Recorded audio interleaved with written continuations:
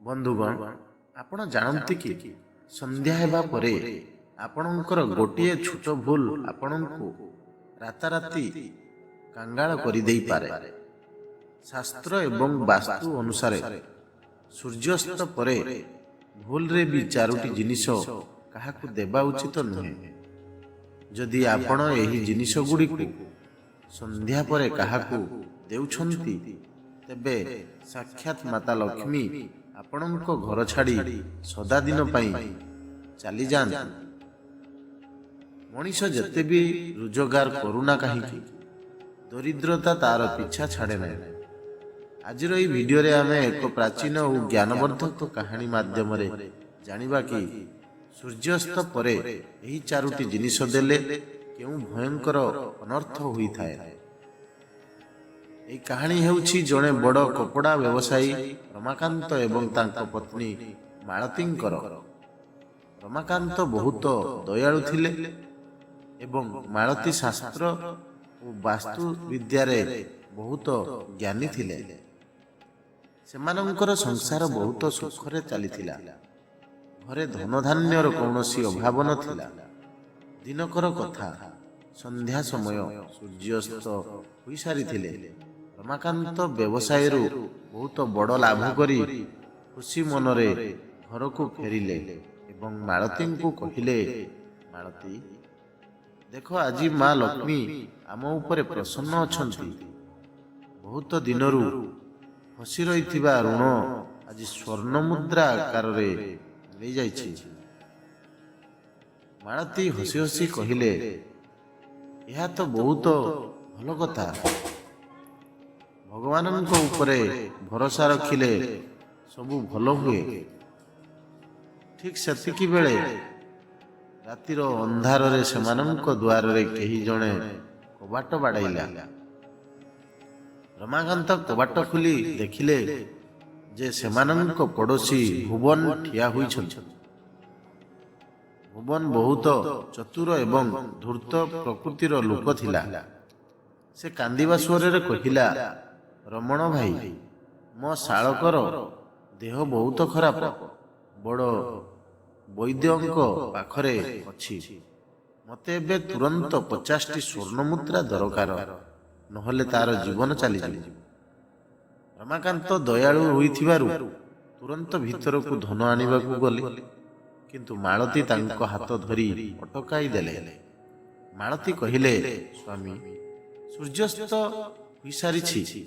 ଶାସ୍ତ୍ର ଅନୁସାରେ ସନ୍ଧ୍ୟା ପରେ ଘରର ଲକ୍ଷ୍ମୀ ବା ନଗଦ ଟଙ୍କା କାହାକୁ ଉଧାର ଦିଅନ୍ତି ନାହିଁ। ଏହାଦ୍ୱାରା ଘରର ବରକତ ଚାଲିଯାଏ। ଆପଣ ସକାଳୁ ଦେବେ। କିନ୍ତୁ ରମାକାନ୍ତ ରାଗିଯାଇ କହିଲେ, ମାଳତୀ, କାହାର ଜୀବନ ଯାଉଛି ଆଉ ତୁମକୁ ଶାସ୍ତ୍ର ପଡ଼ିଛି? ମାନବିକତା ସବୁଠାରୁ ବଡ଼ ଶାସ୍ତ୍ର। ଭୁବନ ମଧ୍ୟ ବାହାରୁ ନାଟକ କରି କହିଲା, ଯଦି ଦେବାର ନାହିଁ ତେବେ ମନା କରିଦିଅ। ଏମିତି ବାହାନା କାହିଁକି କରୁଛ? ରମାକାନ୍ତ ନିଜ ଅହଙ୍କାରରେ ଆସି ମାଳତୀଙ୍କ କଥା ନ ଶୁଣି 50ଟି ସ୍ୱର୍ଣ୍ଣ ମୁଦ୍ରା ଭୁବନକୁ ଦେଇଦେଲେ। ଏହି ଘଟଣାର 2 ଦିନ ପରେ ରମାକାନ୍ତ ପୁଣି ସେହି ସମାନ ଭୁଲ କଲେ। ସନ୍ଧ୍ୟା ସମୟରେ ଯେତେବେଳେ ମାଳତୀ ଭିତରେ ପୂଜା କରୁଥିଲେ, ପଡ଼ୋଶୀ କମଳା ପେଡ଼ି ହାତରେ ଏକ ଖାଲି ପାତ୍ର ଧରି ଆସିଲେ ଏବଂ କହିଲେ, ପୁଅ ରମାକାନ୍ତ, ରାତିରେ କ୍ଷୀର ବସାଇବା ପାଇଁ ଟିକେ ଦହି ମିଳିବ କି? ରମାକାନ୍ତ କିଛି ନ ଭାବି ରୋଷେଇ ଘରୁ ଦହି ଆଣି ତାକୁ ଦେଇଦେଲେ। ମାଳତୀ ପୂଜା ସାରି ବାହାରକୁ ଆସି ଏହା ଦେଖି ଚମକି ପଡ଼ିଲେ। ସେ କାନ୍ଦି କାନ୍ଦି କହିଲେ, ସ୍ୱାମୀ, ଆପଣ ପୁଣି ବଡ଼ ଭୁଲ କଲେ। ଜ୍ୟୋତିଷ ଏବଂ ବାସ୍ତୁ ଅନୁସାରେ କ୍ଷୀର ଏବଂ ଦହି ହେଉଛି ଶୁକ୍ର ଏବଂ ଚନ୍ଦ୍ର ଗ୍ରହର ପ୍ରତୀକ। ଶୁକ୍ର ଗ୍ରହ ଆମ ଜୀବନକୁ ସୁଖ ସମୃଦ୍ଧି ଦେଇଥାଏ। ସନ୍ଧ୍ୟା ପରେ ଦହି ଦେବା ଅର୍ଥ ଆପଣ ଘରର ସୁଖ ଶାନ୍ତି ଅନ୍ୟକୁ ସମର୍ପି ଦେଲେ। କିନ୍ତୁ ରମାକାନ୍ତ ଏହାକୁ ମଧ୍ୟ ଅନ୍ଧବିଶ୍ୱାସ କହି ଉଡ଼ାଇ ଦେଲେ। ଠିକ୍ ସେହି ରାତିର ମଧ୍ୟଭାଗରେ ଏକ ଭୟଙ୍କର ଦୁର୍ଘଟଣା ଘଟିଲା। ବଜାରର ଜଗୁଆଳି ଆସି ଖବର ଦେଲା କି ରମାକାନ୍ତଙ୍କର କପଡ଼ା ଗୋଦାମରେ ନିଆଁ ଲାଗିଯାଇଛି। ଦେଖୁ ଦେଖୁ ରମାକାନ୍ତଙ୍କର ସବୁ କିଛି ଜଳି ପାଉଁଶ ହୋଇଗଲା। ସେ ସମ୍ପୂର୍ଣ୍ଣ କାଙ୍ଗାଳ ହୋଇଗଲେ। ଯେତେବେଳେ ସେ ଭୁବନ ପାଖକୁ ନିଜର 50 ସ୍ୱର୍ଣ୍ଣ ମୁଦ୍ରା ମାଗିବାକୁ ଗଲେ, ଭୁବନ ସଫା ମନା କରିଦେଲା ଏବଂ କହିଲା, ମୁଁ କେବେ ଟଙ୍କା ନେଇଥିଲି? କିଛି ପ୍ରମାଣ ଅଛି କି? ଏବେ ରମାକାନ୍ତ ନିଜ ପତ୍ନୀଙ୍କ ସହ ସହର ବାହାରେ ଏକ ଛୋଟ କୁଡ଼ିଆରେ ରହିବାକୁ ବାଧ୍ୟ ହେଲେ। ଦିନେ ସନ୍ଧ୍ୟା ସମୟରେ ଜଣେ ଗରିବ ବୃଦ୍ଧା ସେମାନଙ୍କ କୁଡ଼ିଆ ଆଗକୁ ଆସି କହିଲେ, ପୁଅ, ପରିବା ସିଝାଇଛି କିନ୍ତୁ ଟିକେ ଲୁଣ ନାହିଁ। ମୋତେ ମୁଠେ ଲୁଣ ଦେବୁ? ରମାକାନ୍ତ ଭିତରକୁ ଯାଇ ଲୁଣ ଆଣିବା ବେଳେ ମାଳତୀ ତାଙ୍କୁ ଟାଣି ଅଟକାଇ ଦେଲେ। ମାଳତୀ କହିଲେ, ସମୁଦ୍ର ମନ୍ଥନ ସମୟରେ ମା ଲକ୍ଷ୍ମୀଙ୍କ ସହ ଲୁଣର ମଧ୍ୟ ଉତ୍ପତ୍ତି ହୋଇଥିଲା। ଲୁଣ ହେଉଛି ମା ଲକ୍ଷ୍ମୀଙ୍କ ସ୍ୱରୂପ। ଏହା ସହ ଲୁଣର ସମ୍ବନ୍ଧ ଶନି ଏବଂ ରାହୁ ଗ୍ରହ ସହ ଥାଏ। ସନ୍ଧ୍ୟା ପରେ କାହାକୁ ଲୁଣ ଦେଇ ଘରକୁ ଭୟଙ୍କର ବେମାରୀ, କରଜ ଏବଂ ଦରିଦ୍ରତା ଆସିଥାଏ। ଏହାଦ୍ୱାରା ଶନିଦେବଙ୍କ ଉପଦୃଷ୍ଟି ପଡ଼ିଥାଏ। ରମାକାନ୍ତଙ୍କ ଭୁଲ ଏବେ ଭାଙ୍ଗିଗଲା। ସେ ନିଜ ଅହଙ୍କାର ପାଇଁ କ୍ଷମା ମାଗିଲେ। ରମାକାନ୍ତ ପଚାରିଲେ, ମାଳତୀ, ତୁମେ ମୋତେ କ୍ଷୀର ବିଷୟରେ ମଧ୍ୟ କହିଥିଲ। ସନ୍ଧ୍ୟା ପରେ କ୍ଷୀର କାହିଁକି ଦିଅନ୍ତି ନାହିଁ? ମାଳତୀ କହିଲେ, କ୍ଷୀରର ସମ୍ବନ୍ଧ ଭଗବାନ ବିଷ୍ଣୁ ଏବଂ ଚନ୍ଦ୍ରଗ୍ରହ ସହ ରହିଛି। ଚନ୍ଦ୍ର ମନର କାରକ ଅଟେ। ସନ୍ଧ୍ୟା ପରେ କ୍ଷୀର ଦେବା ଦ୍ୱାରା ଘରର ମାନସିକ ଶାନ୍ତି ନଷ୍ଟ ହୁଏ, ପରିବାରରେ କଳି ଝଗଡ଼ା ବଢ଼େ। ରମାକାନ୍ତ ଏବେ ସମ୍ପୂର୍ଣ୍ଣ ବୁଝିଗଲେ।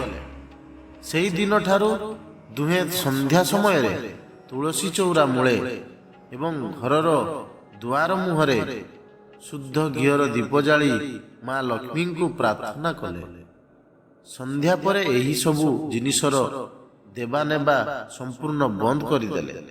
କିଛି ଦିନ ପରେ ରମାକାନ୍ତଙ୍କର ଜଣେ ପୁରୁଣା ସନ୍ତୋଷୀ ବନ୍ଧୁ ତାଙ୍କୁ ସାହାଯ୍ୟ କଲେ ଏବଂ ରମାକାନ୍ତ ପୁଣି ଥରେ ନିଜର ବ୍ୟବସାୟ ଠିଆ କରି ସହରର ସବୁଠାରୁ ବଡ଼ ଧନୀ ହେଲେ। ଅପର ପକ୍ଷରେ ବିଶ୍ୱାସଘାତକ ଭୁବନ ଲୁଟ ହୋଇ ରାସ୍ତାକୁ ଚାଲି ଆସିଲା। ବନ୍ଧୁଗଣ, ଆମ ପୂର୍ବପୁରୁଷ ଏବଂ ଶାସ୍ତ୍ରରେ ଯେଉଁ ନିୟମ ସବୁ ରହିଛି, ତା ପଛରେ ଗଭୀର ଆଧ୍ୟାତ୍ମିକ କାରଣ ରହିଛି। ଆସନ୍ତୁ ଆଉ ଥରେ ମନେ ପକାଇ ଦେବା ସେଇ ଚାରୋଟି ଜିନିଷ କ'ଣ? ଧନ ମାନେ ପଇସା। ସନ୍ଧ୍ୟା ସମୟରେ ମା ଲକ୍ଷ୍ମୀ ଘରକୁ ଆସନ୍ତି। ଏହି ସମୟରେ ଧନ ବାହାରକୁ ଦେଲେ ବରକତ ଚାଲିଯାଏ। ଦହି, ଶୁକ୍ର ଗ୍ରହର ପ୍ରତୀକ, ଯାହା ସୁଖ ବୈଭବ ନଷ୍ଟ କରେ। କ୍ଷୀର, ଚନ୍ଦ୍ର ଗ୍ରହ ସହ ଜଡ଼ିତ, ଯାହା ମାନସିକ ଅଶାନ୍ତି ସୃଷ୍ଟି କରେ। ଲୁଣ, ଶନି ଓ ରାହୁଙ୍କ ପ୍ରଭାବ ବଢ଼ାଏ, ଯାହାଦ୍ୱାରା କରଜ ଓ ଦରିଦ୍ରତା ଆସେ। ଯଦି ରାତିରେ କେହି ସାହାଯ୍ୟ ମାଗେ, ତେବେ ତାଙ୍କୁ ଘରେ ବସାଇ ରନ୍ଧା ଖାଦ୍ୟ ଖୁଆନ୍ତୁ।